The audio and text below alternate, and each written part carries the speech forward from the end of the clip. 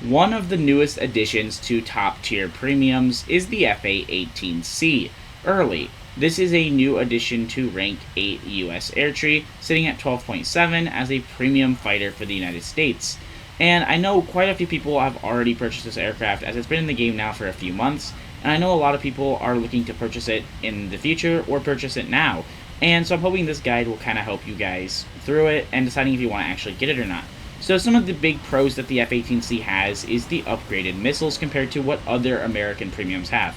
The playstyle is a lot similar to that of the F-4S, being something that you can go and get into dogfights if you need to, but otherwise using your Sparrows and IR Sidewinders to engage targets, something the F-18 can do very well with the upgraded AIM-7P. The AIM-7P is a data link / IOG missile compared to the AIM-7M, but it plays a lot more like a Russian R-27ER, allowing you to actually data link towards targets and hit aircraft that even if you lose the lock, you can actually regain the lock, or even change your target after you fire, allowing this missile to actually be pretty good.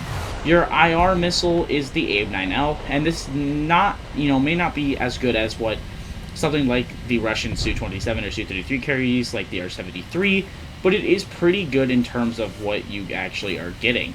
You have okay flare resistance in the rear aspect, and you can hit aircraft head-on, and I find it to actually be pretty effective. The loadout I suggest carrying is 5 of the AIM-7Ps, and then 4 of the AIM-9Ls, bringing your missile total to 9. This is slightly less than what the Su-27 or Su-33 can carry, but it is still a good amount of missiles. Now, a big learning curve for the F-18 that makes it maybe not the greatest starting aircraft is your energy retention. You are going to bleed out energy pretty quickly.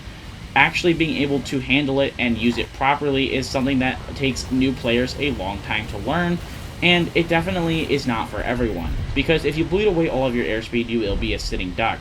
Trying to get into dogfights with everything is also a great way to lose all your energy, and then you end up losing parts of your aircraft because you will be third-partied pretty vigorously, simply because you're going to lose all of your airspeed and end up getting third-partied by another aircraft. Just because you can out-dogfight everything at this BR does not mean you should try to out-dogfight everything at this BR. If you get forced into a dogfight, you can utilize your high AOA. I have never once in ARB needed to change or toggle my AOA limiter on or off. I pretty much just leave the AOA limits on. You never need to turn it off, really. Unless you are desperate and need to force an aircraft out in front, you pretty much can do everything you need to do with it enabled, and it just is not worth disenabling it and losing all of your airspeed. And another thing that the Hornet succeeds in that other aircraft don't is the radar. You get a very nice radar. It's a better radar than what the Russian and Soviet aircraft carry, and it is definitely better than something that the F-4S carries, but it is the same exact radar that the F-20 carries. It performs pretty similar. I mean, I believe it is literally the same exact radar. Overall, the Hornet for air-to-air can do everything you want it to do, and more. The big downside for it is the fact that you have to fight Fox 3s, things like the Falcor 90, the AIM-54, and in up tiers you can see the AIM-120 and R-77, and you do see derbies on board things like the Kafir C-10, and you will see AIM-120s on board things like the Viggen, the J-837DI.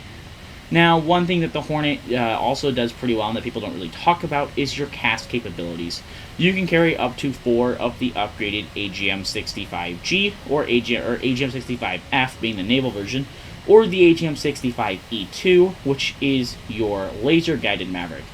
You also have access to things like Zunis and unguided bombs. You get access to GBU-24 or GBU-16 and GBU-12s.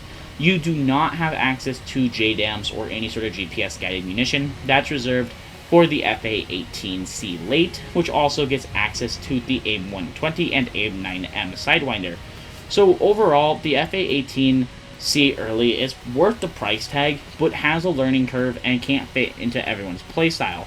My personal suggestion, if you're wanting to get this aircraft, is to just grind for the FA-18A, because the FA-18A sits at a slightly lower BR. It does not have access to the AIM-7P, and it has slightly worse engines, being an A model, but you do get access to the AIM-7M, and you are, 0.4 lower, so you don't really need that upgraded engine power. you still do fine, you out dogfight pretty much everything, and you keep the AIM-9Ls, which definitely makes you a very, very viable air-to-air platform. In terms of ground, you get access to only the walleyes and no sort of other guided weaponry. Anyways, let me know your guys' thoughts down below in the comments. Do you guys think that the A-18C Early is worth the price tag? Do you think it's a premium you'll ever suggest getting to your friends, or will ever get it yourself? Let me know down below in the comments. Also, comment down below what sort of videos you guys want to see.